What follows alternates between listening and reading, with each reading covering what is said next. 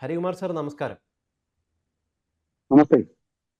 പാകിസ്ഥാൻ ആരാധകർക്ക് വിഷമം ഉണ്ടാക്കുന്ന ഒരു വാർത്തയെക്കുറിച്ചാണ് പറയാനുള്ളത്. അത് പാകിസ്ഥാനിൽ ഹങ്കർ, വിശപ്പ് വർദ്ധിക്കുമ്പോൾ ഇന്ത്യയുടെ വിശപ്പ് ഇല്ലാതാകുന്നു. ഇന്ത്യ വലിയ കുതിപ്പ് നേടുന്നു എന്നുള്ളതാണ് ഐക്യരാഷ്ട്ര സഭയുടെ ഹങ്കർ റിപ്പോർട്ടാണ്. 2026 ഹങ്കർ റിപ്പോർട്ടാണ് പുറത്തു വന്നിരിക്കുന്നത്. ഇതിൽ എങ്ങനെയാണ് എത്തരത്തിലുള്ള കണക്കുകളാണ് ഇതിൽ സൂചിപ്പിച്ചിരിക്കുന്നത്? എന്തുകൊണ്ടാണ് പാകിസ്ഥാൻ്റെ വിശപ്പ് വല്ലാതെ വർദ്ധിക്കുമ്പോൾ ഇന്ത്യയുടെ വിശപ്പ്, അല്ലെങ്കിൽ അതിതീവ്ര ദാരിദ്ര്യ രേഖയിൽ നിന്ന് ഇന്ത്യയിൽ നിന്ന് ആളുകൾ ഇല്ലാതായിക്കൊണ്ടിരിക്കുന്നു, ആളുകൾ ഉയർച്ചയിലേക്ക് എത്തുന്നു എന്ന് പറയുന്ന കാര്യത്തിലേക്ക് വരാനുള്ള കാരണം എന്താ സാർ? ലോകം ഇപ്പോൾ സൂചിപ്പിച്ചത് ഈ കഴിഞ്ഞ ദിവസം പുറത്തു വന്ന 2026 UN ഹങ്കർ റിപ്പോർട്ടിലെ വസ്തുതകളാണ്. ആ റിപ്പോർട്ടിന്റെ പൂർണ്ണമായ പേര് state of food security and nutrition in the world എന്നാണ്. State of food security and nutrition in the world. അത് 5 UN ഏജൻസികൾ ചേർന്ന് സംയുക്തമായിട്ട് തയ്യാറാക്കിയ റിപ്പോർട്ടാണ്. ആ റിപ്പോർട്ട് പ്രകാരം ഇന്ത്യയുടെ ദാരിദ്ര്യം വലിയ രീതിയിൽ താഴോട്ട് വരികയാണ്. ഇന്ത്യയിലെ ദാരിദ്ര്യം കുറയുകയാണ്. ഈ കഴിഞ്ഞ കുറച്ച് വർഷങ്ങളായിട്ട് അത് വളരെ വ്യക്തമായിട്ട് ദാരിദ്ര്യം കുറയും. പക്ഷേ പാകിസ്ഥാന്റെ ദാരിദ്ര്യം വർദ്ധിക്കുകയാണ്. യഥാർത്ഥത്തില് ലോകത്ത് എല്ലായിടവും ദാരിദ്ര്യം കുറഞ്ഞുകൊണ്ടിരിക്കുകയാണെന്നാണ് ഐക്യരാഷ്ട്രസഭ കണ്ടെത്തിയിരിക്കുന്നത്. അപ്പോ അതിന് വിരുദ്ധമായിട്ട് നീങ്ങുന്ന വളരെ ചുരുക്കം ചില രാജ്യങ്ങളിൽ ഒന്നായിട്ട് പാകിസ്ഥാൻ മാറിയിരിക്കുന്നു. അതിന്റെ കാരണം എന്തെന്നാൽ പാകിസ്ഥാന് ജനക്ഷേമത്തിൽ ഒരു താല്പര്യവുമില്ല അവിടുത്തെ സർക്കാരിനും സൈന്യത്തിനും. പകരം അവര് അഴിമതിക്കും മറ്റു തീവ്രവാദം അങ്ങനെയുള്ള ഒരുപാട് ഭീകരവാദം പ്രോത്സാഹിപ്പിക്കുന്നതിനുമാണ് അവരുടെ റിസോഴ്സസ് മുഴുവൻ അവര് വഴിതിരിച്ചു വിടുന്നത്. അതിന്റെ കണക്ക് പറഞ്ഞു കഴിഞ്ഞാല് 2004-2006 കാലഘട്ടത്തിൽ ഇന്ത്യയിലെ 24.39 കോടി ജനങ്ങൾ അണ്ടർ നറിഷ്ഡ് ആയിരുന്നു എന്നാണ്. വേണ്ടത്ര പോഷകാഹാരം ഇല്ലാത്തവരാണ്. അവരുടെ എണ്ണം, അതായത് 24.3 കോടി അല്ലെ 4 കോടി എന്ന് നമുക്ക് കൂട്ടാം. അതിൽ നിന്നും 2023-25 ആയപ്പം അണ്ടർ നറിഷ്ഡ് ആയിട്ടുള്ള ആൾക്കാരുടെ എണ്ണം വെറും 14.25 കോടിയായിട്ട് കുറഞ്ഞു. അതായത് ഒരു 10 കോടിയിലധികം ആൾക്കാര് അണ്ടർ നറിഷ്ഡ് എന്നുള്ള ഒരു കാറ്റഗറിയിൽ നിന്ന് മുകളിലോട്ട് വന്നു. പാകിസ്ഥാനെ നോക്കുമ്പോൾ പാകിസ്ഥാനിലെ 2004-2006 വെറും 3 കോടി ജനങ്ങൾ മാത്രമായിരുന്നു അണ്ടർ നറിഷ്ഡ്. പക്ഷെ 23-25 ആയപ്പോൾ അതൊരു 4.25 കോടിയിലേക്ക് എത്തി. ഇപ്പൊ പലരും വിചാരിക്കും ഇന്ത്യയിലുള്ള അണ്ടർ നറിഷ്ഡ് ആയിട്ടുള്ള ആൾക്കാരുടെ എണ്ണത്തിനേക്കാൾ കുറവാണല്ലോ പാകിസ്ഥാനിലെ ആൾക്കാരുടെ എണ്ണമെന്ന്. നമ്മൾ ചിന്തിക്കേണ്ടത് ഇന്ത്യയുടെ ജനസംഖ്യ 145 കോടിയും പാകിസ്ഥാന്റെ ജനസംഖ്യ 25 കോടിയുമാണ്.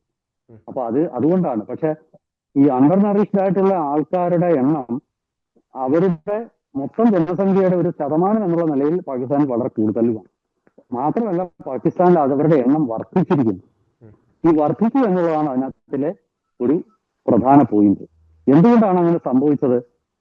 അവിടെയാണ് സാധാരണ പാകിസ്ഥാനെ പറ്റി പറയുമ്പോൾ ഒരു ചൊല്ലുണ്ട്, ലോകത്തിലെ എല്ലാ രാജ്യങ്ങൾക്കും ഒരു സൈന്യമുണ്ട്.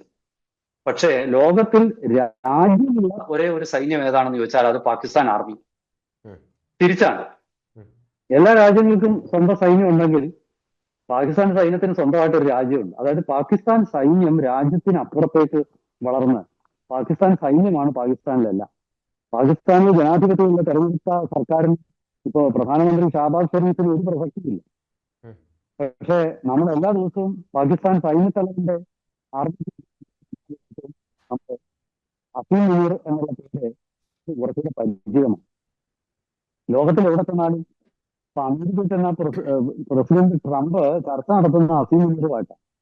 ഷാബാസ് ഷെരീഫിനെ പിന്നെ കിട്ടത്തും. അപ്പൊ ഇവിടുത്തെ തലതിരിഞ്ഞ ഒരു വ്യവസ്ഥയാണ് അവിടെ. ഈ പാകിസ്ഥാന്റെ ഒരു തകർച്ചയെ കുറിച്ച് നോക്കുമ്പോൾ നമ്മൾ ഞെട്ടിപ്പോകുന്ന ഒരുപാട് വസ്തുതകളുണ്ട്. പല ആൾക്കാർക്കും അത് അറിഞ്ഞ് അവിടെ, അല്ലെങ്കിൽ പലരും അത് മറന്നു പോയിരിക്കുകയാണ്. 1967 ഒരു പ്രധാന പെർ ക്യാപിറ്റ GDP എന്നത്, അതായത് ഒരു വ്യക്തിക്ക് അടിസ്ഥാനപ്പെടുത്തിയുള്ള കണക്കാണ്.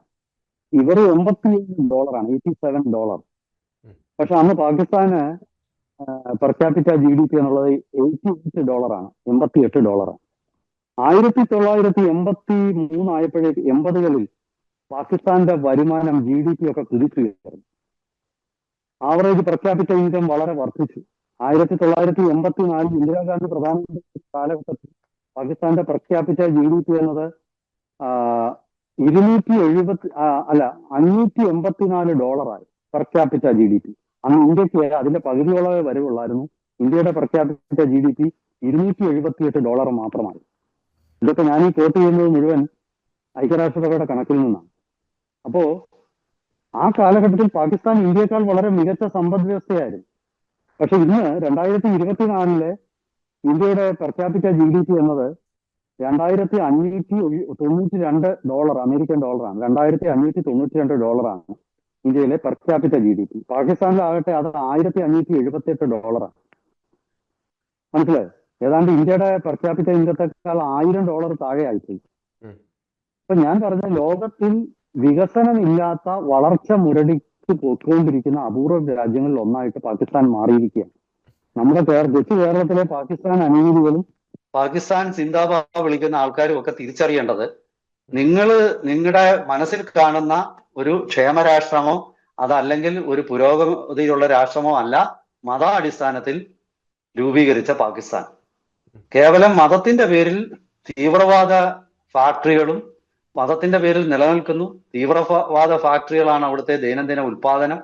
അത്തരം രാജ്യമായ പാകിസ്ഥാന് ഒരു രീതിയിലും ലോകം ഇന്ന് ബഹുമാനിക്കുന്ന രാഷ്ട്രമല്ലാതായിട്ട് മാറിക്കഴിഞ്ഞിരിക്കുന്നു. തെണ്ടികളിൽ തെണ്ടിയായ രാഷ്ട്രമാണ് പാകിസ്ഥാൻ എന്നുള്ള കാര്യത്തിൽ ഐക്യരാഷ്ട്രസഭ പോലും ഒരു തീരുമാനത്തിൽ എത്തിയിരിക്കുകയാണ്. ഈ ലോകത്തിന്റെ മുഴുവൻ ദാരിദ്ര്യം ഈ കഴിഞ്ഞ വർഷങ്ങളിൽ കുറഞ്ഞതായിട്ടാണ് ഐക്യരാഷ്ട്രസഭയുടെ പുതിയ റിപ്പോർട്ട് പറയുന്നത്. ഇപ്പൊ ഉദാഹരണം പറഞ്ഞാല് അതിന്റെ ചില വസ്തുതകൾ ഞാൻ പറയാം. 2025 കഴിഞ്ഞ വർഷം ലോകത്തെ മൊത്തം ജനസംഖ്യയുടെ 7.8% മാത്രമാണ് അണ്ടർ നറിഷ്ഡ്. 2024 അത് 8.1 ഒരു വർഷം മുമ്പ്. വീണ്ടും 2 വർഷം പുറകോട്ട് പോയാല് 2022 ലോക ജനസംഖ്യയുടെ 8.6% ആൾക്കാരും അണ്ടർ നറിഷ്ഡ് ആയിരുന്നു. ഇനി ഞാൻ ഇത് പറയുമ്പോൾ ഒരു കാര്യം നിങ്ങളെ ഓർമ്മിപ്പിക്കുന്നത്, ഈ അണ്ടർ നറിഷ്ഡ് എന്ന് പറഞ്ഞാൽ കംപ്ലീറ്റ്ലി പുവർ അല്ലെങ്കിൽ അവര് ഭക്ഷണം കിട്ടാത്തവരാണെന്ന് അർത്ഥമാക്കണ്ട. അവർക്ക് വേണ്ടത്ര പോഷകാഹാരങ്ങൾ കിട്ടുന്നില്ല എന്നുള്ളതാണ് അണ്ടർ നറിഷ്ഡ് എന്ന് പറയുന്നത്. ഇപ്പൊ നമ്മുടെ നാട്ടില് ഇന്ത്യയിൽ ഇപ്പൊ 14 കോടിയോളം ജനങ്ങൾ അണ്ടർ നറിഷ്ഡ് ഉണ്ട് എന്ന് ഈ കണക്ക് പറയുമ്പോൾ ഈ 14 കോടി ജനങ്ങൾ ഭക്ഷണമില്ലാതെ ബുദ്ധിമുട്ടും എന്ന് നിങ്ങൾ തെറ്റിദ്ധരിക്കണ്ട. അവർ അണ്ടർ നറിഷ്ഡ് ആണെന്നുള്ളത്. പിന്നെ ഞാൻ അതിൽ കാണുന്ന ഒരു കാര്യം, വടക്കേ ഇന്ത്യയിലെ ചില വിഭാഗം ആൾക്കാര് പൂർണ്ണ വെജിറ്റേറിയൻസ് ആണ്. ഈ പൂർണ്ണ വെജിറ്റേറിയൻസ് ആയിട്ടുള്ള ഇവരെ അണ്ടർ നറിഷ്ഡ് കാറ്റഗറിയിലാണ് പെടുത്തുന്നത്. കാരണം ഇവർക്ക് വേണ്ടത്ര പ്രോട്ടീനോ അല്ലെങ്കിൽ മറ്റ് വൈറ്റമിൻസോ കിട്ടുന്നില്ല. ഇവര് ഈ നോൺ വെജിറ്റേറിയൻ കഴിക്കാത്തതിന് കോമ്പൻസേറ്റ് ചെയ്യാനായിട്ട് വേണ്ട രീതിയിൽ ഭക്ഷണം കഴിക്കുന്നില്ല. ഇതാണ് ഒരുപക്ഷെ ഇന്ത്യയിൽ ഇത്രയും അണ്ടർ നറിഷ്ഡ് ഉണ്ടാവാനുള്ള കാരണം. ഭക്ഷണം കഴിക്കാതിരിക്കുന്നവരൊന്നും വളരെ കുറവാണ് ഇന്ന്. അത് ഇന്ത്യയുടെ കാര്യം മാത്രമല്ല ഞാൻ പറയുന്നത്, ലോകത്തിന്റെ മൊത്തം കണക്കെടുക്കുമ്പോഴും പൂർണ്ണമായ വിശപ്പിൽ ജീവിക്കുന്ന ആൾക്കാരുടെ എണ്ണം ഇന്ന് വളരെ വളരെ കുറഞ്ഞിരിക്കുന്നു. അത് നമ്മുടെ ലോകം നേടിയെടുത്ത ശാസ്ത്ര സാങ്കേതിക പുരോഗതിയാണ് അതിന്റെ അടിസ്ഥാനം. ആ പുരോഗതി തീർച്ചയായിട്ടും ലോകത്തുനിന്ന് ദാരിദ്ര്യം മാറ്റാൻ ശാസ്ത്ര സാങ്കേതിക വിദ്യയുടെ വളർച്ച എത്രമാത്രം സഹായിച്ചു എന്നുള്ളതും ഈ റിപ്പോർട്ട് പറയാതെ പറയുന്ന ഒരു സത്യമാണ്. അതായത് ഇംപ്ലിസിറ്റ് ആയിട്ടുള്ള, അതിൽ അന്തർലീനമായിട്ട് കിടക്കുന്ന ഒരു വസ്തുതയാണ്. ആ അന്തർലീനമായ വസ്തുത ഞാനിപ്പോ ഒന്ന് ചൂണ്ടിക്കാണിച്ചു എന്നുള്ളതേ. ഈ പാകിസ്ഥാനെ സംബന്ധിച്ച് പാകിസ്ഥാൻ ആർമിക്ക് വേണ്ടി അവിടുത്തെ GDP-യുടെ ഏതാണ്ട് 3% ചെലവാക്കുന്നു എന്നാണ് പറയുന്നത്. അതാണ് പാകിസ്ഥാന്റെ ക്ഷേമ പരിപാടികളെ അട്ടിമറിക്കുന്നത്. അത് മാത്രവുമല്ല, പാകിസ്ഥാനെ സംബന്ധിച്ചിടത്തോളം അവിടെ എല്ലായിടവും നിറഞ്ഞു നിൽക്കുന്ന അഴിമതി ഒരു രാജ്യത്തെ പൂർണ്ണമായിട്ട് ഗ്രസിച്ചാൽ എന്തായിരിക്കും ആ രാജ്യത്തിന്റെ അവസ്ഥ എന്നുള്ളതിന് പാകിസ്ഥാൻ ഒരു ഉദാഹരണമാണ്. ഇത് നമുക്കൊരു മുന്നറിയിപ്പാണ്.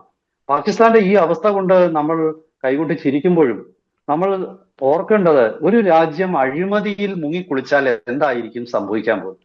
അഴിമതിയാണ് സർവ്വദോഷങ്ങളുടെയും മാതാവ് എന്ന് ഞാൻ പറയും. ഉം. അതായത് വർഗീയത വരുന്ന അഴിമതിയിൽ നിന്നാണ്, ഉം. വിഘടനവാദം വരുന്ന അഴിമതിയിൽ നിന്നാണ്. ഉം. കാരണം ഇവരെല്ലാം ഉപയോഗിക്കുന്നത് ഈ അഴിമതി പണമാണ്. ഉം. ഈ അഴിമതിയാണ് പാകിസ്ഥാനെ സ്വാഭാവികമായിട്ടും ഈ ഒരു ദാരിദ്ര്യത്തിന്റെ പടുകുഴിയിൽ കൊണ്ടെത്തിച്ചിരിക്കുന്നത്. ഉം. എന്തായാലും ശരി, നമുക്ക് ലോകത്തിന് മുഴുവൻ ഒരു പാഠമായിട്ട് പാകിസ്ഥാൻ മാറുന്നു. ആഫ്രിക്കയുടെ ദാരിദ്ര്യം കുറയുന്നു, ഏഷ്യയിലെ ദരിദ്ര രാജ്യങ്ങളുടെ ദാരിദ്ര്യം കുറയുന്നു. പക്ഷെ അപ്പോഴും പാകിസ്ഥാന്റെ ദാരിദ്ര്യം കൂടുകയാണ്. ഉം. ലോകം മുഴുവൻ പുരോഗതിയിലേക്ക് കുതിക്കുമ്പോൾ പാകിസ്ഥാൻ അധോഗതിയിലേക്ക് കുതിക്കുന്നു. ഉം. ഇന്ത്യക്ക് തൊട്ടടുത്ത രാജ്യമാണ് നമ്മുടേത്. നമുക്കും അതിൽ നിന്ന് ഒരുപാട് പാഠമുണ്ട്.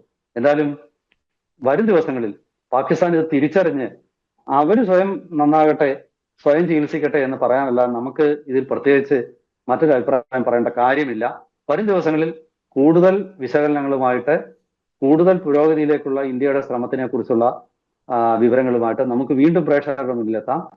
എല്ലാവർക്കും നന്ദി, നമസ്കാരം.